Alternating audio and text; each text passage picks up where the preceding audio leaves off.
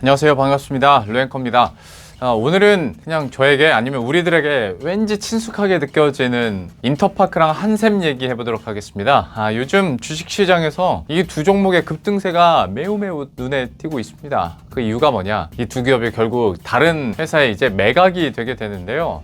일단 한샘은 좀 정보들이 계속 나오고 있어요. 일단 녹화일 기준으로 어제 14일에 사모펀드인 IMM 프라이빗 에쿼티에 매각하는 양해각서를 체결했다라는 소식까지 지금 들려오고 있거든요. 만약에 진짜 매각을 하게 된다면 IMM 프라이빗 에쿼티가 그 온라인 가구 판매 플랫폼도 갖고 있어요. 얘가 오하임 INT 여기였는데 여기 대주주다 보니까 한샘을 이렇게 갖고 오게 된다면 아무래도 어떤 온라인 채널에서 판매도 강화될 뿐더러 전반적인 시너지를 좀 낼 수 있지 않겠냐, 판매처도 확보할 수 있고 이런 얘기들이 나옵니다. 그래서 한샘 같은 경우에도 이런 소식이 있고 나서 주가가 아주 급등 흐름을 기록했는데 잠시 후에 차트는 제가 보여드리도록 하겠고, 앞으로도 봤을 때 한샘에 대해서는 글쎄요, 인테리어에 대한 관심이 요즘에 엄청 많잖아요. 근데 이게 갑자기 줄어들 것 같진 않죠.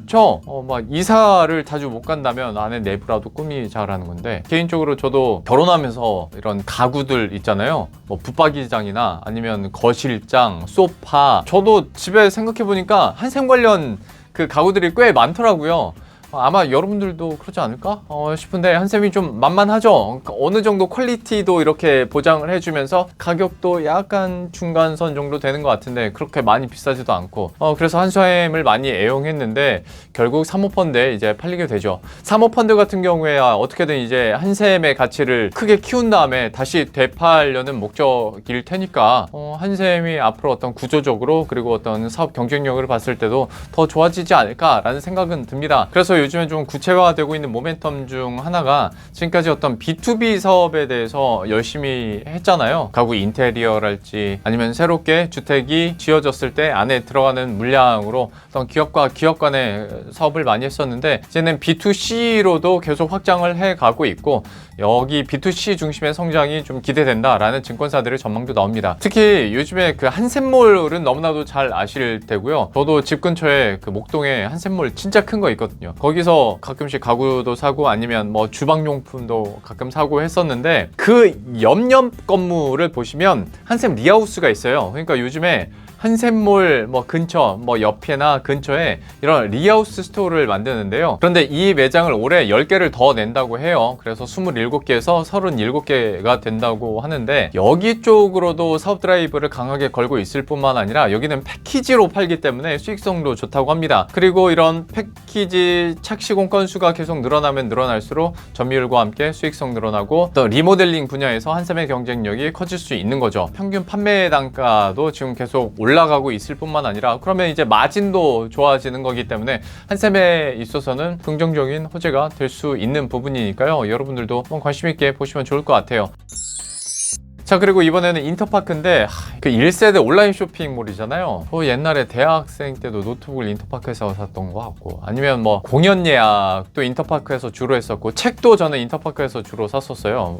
이거 적립을 좀 잘 해주더라고요. 할인도 해주고. 그리고 공연, 야구 예매할 때도 인터파크를 이용했었거든요. 우리나라에서 이렇게 공연이나 티켓 시장 점유율 70%를 차지하고 있는 기업이다 보니까 압도적이긴 했었죠. 그런데 참 안타깝게 코로나19가 이렇게 진행이 되면서 거의 공연이랄지 여행이랄지 이런 오프라인 활동들이 거의 셧다운이 돼서 있었잖아요. 그러다 보니까 여기서 이제 티켓 예매를 해야 되는데 그걸 못했던 거죠. 하다 보니 주가도 그렇고 실적도 그렇고 지난해 곤두박질 쳤습니다. 근데 이후에 좀 경기 정상화에 대한 기대감들 나오다 보니까 인터파크도 조금씩 살아나는 모습이었는데, 하지만 여전히 힘든 건 사실이고 워낙 지난해 안 좋았기 때문에 매각이 검토 중이다라는 소식까지 들려왔습니다. 매각 주관사로 NH투자증권을 선정을 했는데 아직까지 이후에 확정된 사항은 없어요. 실제로 그런 정해진 바 아무것도 없다고 공시를 하기도 했고, 다만 지금 벌써부터 얘기 나오고 있는 인수 후보가 네이버, 카카오 그리고 11번가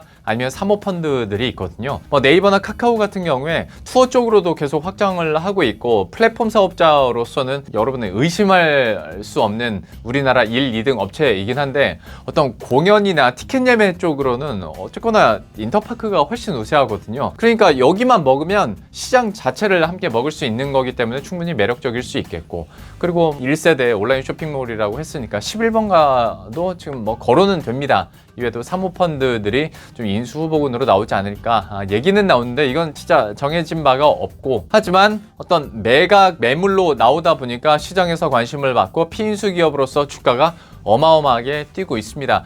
뭐 한샘도 그렇고 인터파크도 그렇고 진짜 뭐 거의 90도 각도로 주가가 올라가 버리긴 했는데요. 완전 위로 서서 이제 뭐 우리들의 영역은 아니죠. 이틀 내리 20%대 급등을 하고 막 상한가를 찍다 보니까 이건 진짜 보유자 관점에서 볼 수밖에 없는데, 이후에 과연 좀 매각 이슈가 잦아들고 다시 한번 이런 급등 흐름에서 어느 정도 다시 조정을 받았을 때 인터파크와 한샘이 어떤 방향성을 보일지도 궁금하고, 그리고 무엇보다도 제가 좀 많이 이용했었던 기업들이 이렇게 매각이 된다고 하니까 참 코로나19 지나가면서 정말로 산업에 대한 구조조정도 아주 빠르게 일어나고 있고, 요즘에 매각 뉴스들이 그래서 굉장히 많이 나오거든요.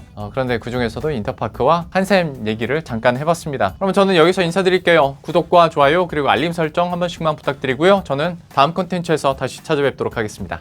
안녕.